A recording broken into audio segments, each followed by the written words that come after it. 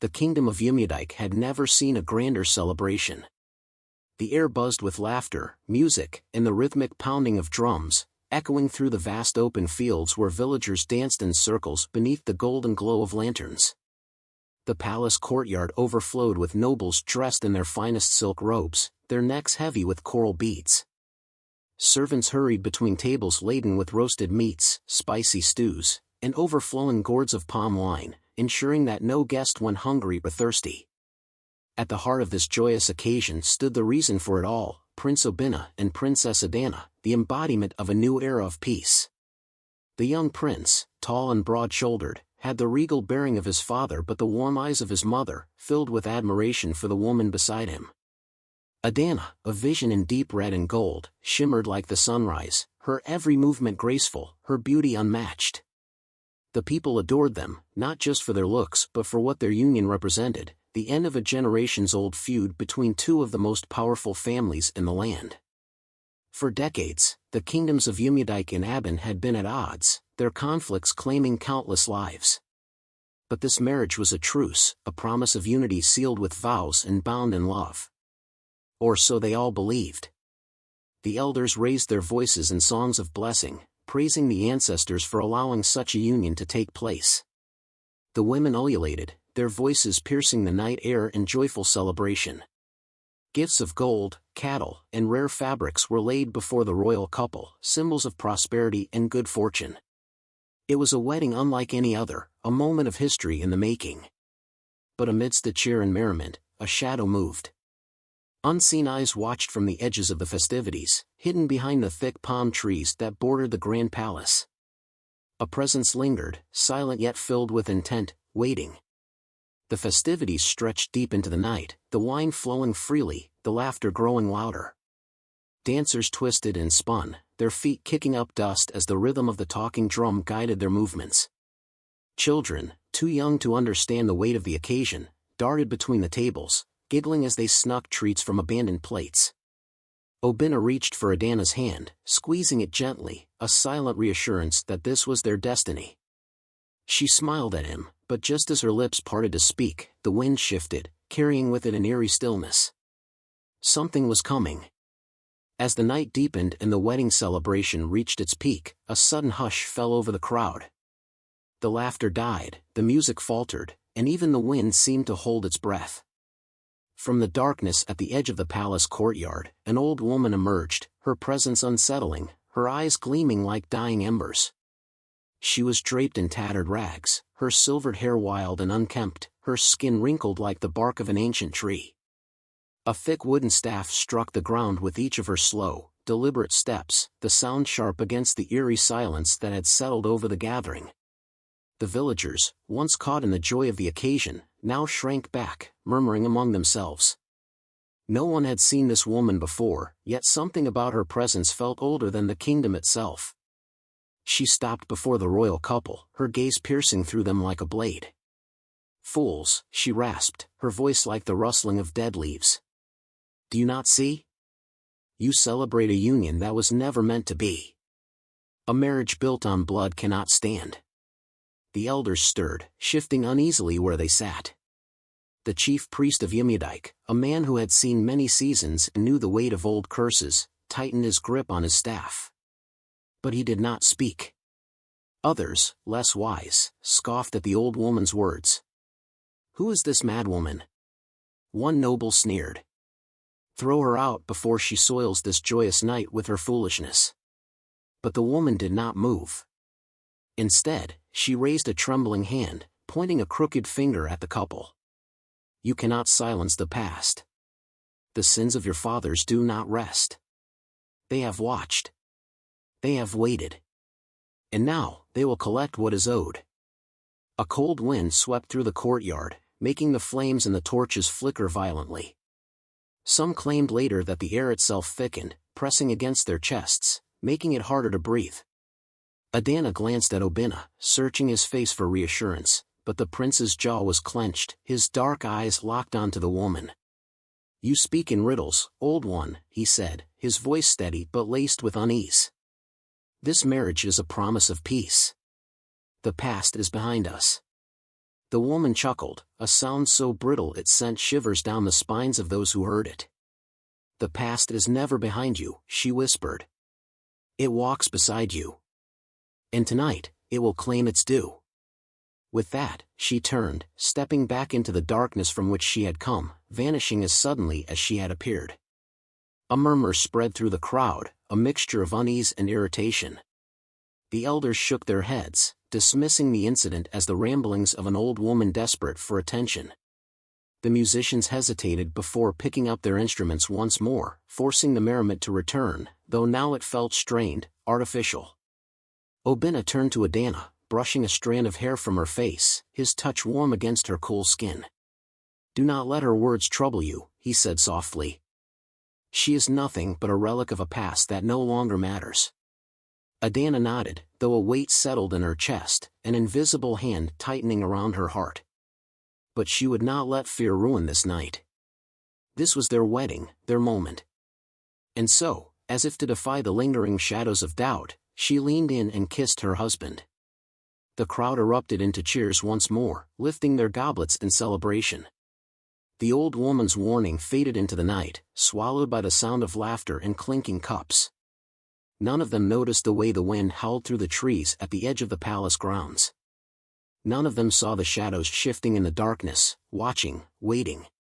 But no one knew. Not yet. The heavy wooden doors of the wedding chamber creaked shut behind them, sealing Prince Obinna and Princess Adanna inside. The room was lavishly adorned with golden drapes and silken sheets, the air thick with the scent of burning incense and fresh jasmine. Yet, as they stepped further in, an unnatural chill crept over them, seeping through their skin like icy fingers tracing their bones. Adanna shivered, wrapping her arms around herself. The warmth of the candles that lined the chamber should have filled the room, but instead, the flames flickered violently, their glow stretching into elongated, unnatural shadows that crawled up the walls like living things. Obinna frowned. "Did someone leave a window open?" he muttered, scanning the room. But all the windows were shut, their wooden frames sturdy, their curtains unmoving. A strange sensation prickled at the back of his neck, like the weight of unseen eyes pressing down on him. His hands balled into fists. He had never been a man who feared the unknown, but something about this night, this room, felt wrong. Adanna, her breath quickening, took a hesitant step forward, only to clutch at her chest. A sharp pain lanced through her, as if invisible claws had wrapped around her heart. Her knees buckled, and she gasped, her fingers digging into the silk of her gown. "Adanna!" Obinna rushed to her side, steadying her. But as he did, his vision blurred. The room tilted, and a deep dizziness swept over him, pulling him downward like unseen hands dragging him beneath dark waters. The shadows in the corners of the room thickened, twisting and writhing, shifting in ways that defied the flickering light. Whispers slithered through the chamber, soft and indistinct at first, like wind through dry leaves. But then they grew clearer, more insistent. "You should not be here." The voice was neither male nor female, neither young nor old. It was everywhere and nowhere, spoken from the walls, the ceiling, the very air around them. Obinna's grip tightened around Adanna as he fought to steady himself. His heart pounded against his ribs, but his limbs felt heavy, sluggish. Adanna's eyes widened in terror as she tried to speak, but her breath came in ragged gasps, as if the air had thickened, refusing to fill her lungs. The pain in her chest deepened, and for a moment, she thought she heard a second heartbeat beneath her own, deep, slow, unnatural. The temperature in the room plummeted. The golden embroidery on the walls seemed to darken, the rich red carpets taking on the hue of dried blood. The once soothing scent of incense turned acrid, as though something was burning, though there were no flames. Obinna staggered, his mind swimming. He had faced enemies in battle, had seen men fall under his sword, but this was a different kind of threat. One he could not fight, could not see. The whispers returned, overlapping this time, growing louder, words intertwining in a chilling chant. Blood was spilled to forge this bond. Blood must be spilled to break it. Adanna clutched Obinna's arm, her nails digging into his skin as she gasped, "Obinna, something is here." He didn't answer. His own breath had turned to mist in the freezing air. His legs wavered beneath him, darkness curling at the edges of his vision. And then, the candles went out, plunging the chamber into absolute blackness. The darkness in the chamber was absolute, thick and suffocating, pressing against their skin like the weight of the unseen dead. The moment the last candle flickered out, a stillness settled over the room, the kind that preceded a storm, a silence that carried unspeakable horrors within it. Then, a whisper slithered through the air. "This love was never yours to have." The voice did not belong to a single entity. It was layered, ancient, filled with sorrow and rage, as though 1,000 tongues spoke at once from beyond the veil of death. Adanna clung to Obinna, her fingers digging into his arm as her breath came in rapid gasps. The room felt smaller, the air tighter, as if unseen hands were pressing in from all sides. "Who's there?" Obinna demanded, his voice hoarse, his heart hammering against his ribs. His warrior instincts screamed at him to draw his blade, but what use was a weapon against shadows? A gust of wind tore through the chamber, though there were no windows open. It carried with it the scent of old blood, of something rotting beneath the earth. The whispers grew louder, overlapping in eerie harmony. "We have waited. We have watched. The debt must be paid." The walls groaned, the ground beneath their feet shuddering as if the very foundation of the palace resisted the presence now invading its halls. Then, a vision slammed into Adanna's mind with such force that she stumbled back, gripping her head as a scream tore from her throat. Images flashed before her eyes, memories that did not belong to her, but to the land itself, to the blood that had seeped into its soil. She saw warriors, their faces twisted with rage, blades gleaming under the moonlight. She saw bodies littering the ground, the cries of women and children swallowed by the crackling of burning huts. A river ran red with blood, the lifeless eyes of the fallen staring into the abyss. And in the midst of it all, a man stood tall, his sword raised, a man who bore the same eyes as Obinna. Adanna gasped as the vision tightened its grip around her throat. She saw her ancestors, her own bloodline, cut down without mercy. She saw their spirits rise, trapped in the agony of their slaughter, cursed to wander the earth until justice was served. Obinna's ancestors had done this. His family had built their kingdom upon the bones of hers. The realization struck her like a dagger to the heart.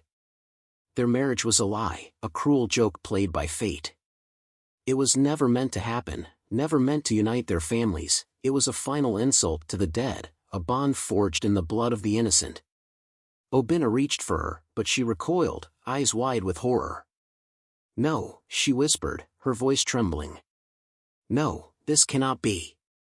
But the spirits did not grant her time to process the truth. The shadows around them thickened, forming shifting figures, faces twisted in anguish, their eyes hollow voids of despair. The whispers turned into wails, cries of the forgotten dead rising in a mournful chorus. A marriage built on blood cannot stand. A debt of death must be paid in full. The air turned suffocating, pressing against their chests, squeezing their lungs. Obinna dropped to his knees, struggling for breath, his mind reeling from the revelation. He had always known of the old war, but never had he questioned the price that had been paid in its wake. Adanna's hands trembled as she clutched her chest. The pain she had felt earlier was not her own, it was theirs. The dead. The ones who had been silenced. And now, they had come to collect what was owed. Obinna lifted his gaze to hers, desperation flickering in his eyes. "Adanna." But before he could say another word, the chamber erupted in a deafening wail, and the spirits of the slaughtered surged forward. Adanna's body convulsed, her fingers clawing at her throat as though she were drowning in air. Her chest heaved, but no breath came. Panic surged through her as her knees buckled beneath her, sending her crashing onto the cold stone floor. A strangled gasp escaped her lips, her vision blurring as the unseen force tightened its grip. "Adanna." Obinna's voice was distant, distorted, as though he were speaking from another realm. He staggered toward her, his own body resisting him. His limbs felt heavy, his strength sapped as if the weight of the past itself bore down on him. Darkness crept along the edges of the chamber, thick as ink, swallowing the light.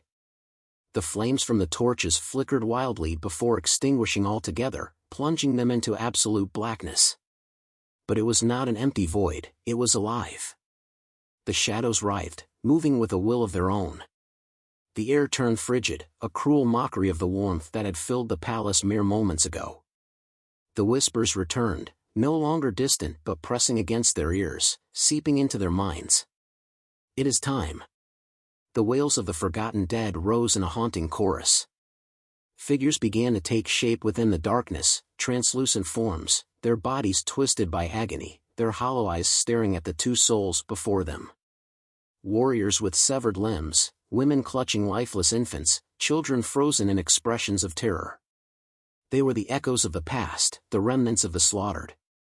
Obinna dropped to his knees, his hands pressing against his temples as the visions assaulted his mind. He saw the massacre as though he had been there. His own bloodline, his ancestors, striking down Adanna's people without mercy. He could hear the screams, the crackling of fire, the pleading cries that had gone unanswered. His stomach lurched as the weight of the truth settled upon him. This was justice. This was vengeance. And it was long overdue. Adanna's lips trembled as she tried to speak, but her voice failed her. Her fingers twitched, reaching for Obinna, but even as she did, she knew there was no saving them. The curse was real. The debt was real. The spirits stepped forward, their hollow eyes locked onto the doomed couple. The leader among them, a towering figure with a skeletal face, extended a hand. A marriage built on blood cannot stand. And so, blood must be given in return. The unseen force tightened its grip. Adanna's body convulsed violently, her mouth opening in a silent scream. Obinna struggled against the weight pressing him down, reaching toward her with the last of his strength. Their eyes met, one final, desperate gaze filled with unspoken words. The morning after the grand wedding should have been filled with music, laughter, and the promise of a new beginning. Instead, silence hung thick in the air, broken only by the distant wails of grief. A servant was the first to stumble upon the horror. She had come to rouse the couple, expecting to find them wrapped in the warmth of their wedding night. Instead, what she found sent her screaming down the palace halls. Prince Obinna and Princess Adanna lay side by side on their wedding bed, their hands inches apart but never touching. Their faces, once full of life, were now pale and still. Their eyes were open, vacant, lifeless, but frozen in an expression of something far worse than death. Terror. The news spread like wildfire. The joyous crowd that had feasted and danced the night before now gathered outside the palace, murmuring anxiously. The grand wedding that had united two rival bloodlines had become a funeral overnight. The elders rushed to the chamber, pushing past wailing servants and grieving family members. They examined the bodies, their trembling hands pressing against the cold skin of the newlyweds. No wounds. No blood. No sign of struggle. It was as though death had simply reached out and stolen their souls. "It is the curse," one elder whispered, voice hoarse with dread. "The spirits have claimed them." The words sent a shiver through those gathered. Eyes darted to one another, fear pooling in their expressions. They had heard the stories passed down through generations, tales of betrayal, vengeance, injustice that never slept. But they had dismissed them as mere legends. And then someone spoke the words they had all been avoiding. The old woman, the warning. A hush fell over them. The memory of her ragged figure, her trembling voice, her dire prophecy returned with full force. A marriage built on blood cannot stand. Too late. They had laughed at her, dismissed her as nothing more than a superstitious relic of the past. Now, the proof of her words lay before them, cold and unmoving. Outside, whispers turned into panic. The villagers backed away from the palace as if expecting death to seep through its walls and claim them next. The wedding guests, who had once celebrated the union with joy, now regretted ever setting foot in the palace. The families of the bride and groom stood in stunned silence. Grief, regret, and fear warred on their faces. This was supposed to be a new beginning, a chance to mend old wounds.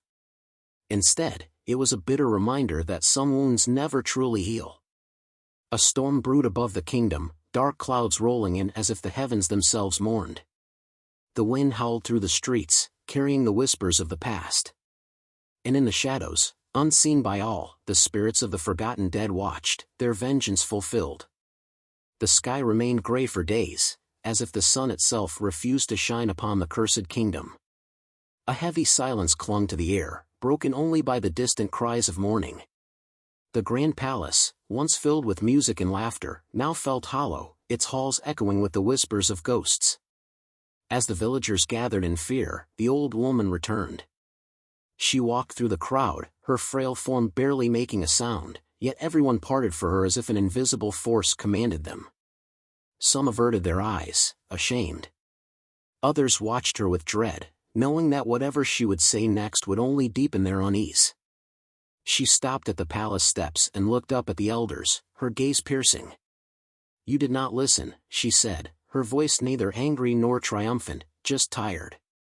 "And now you have paid the price."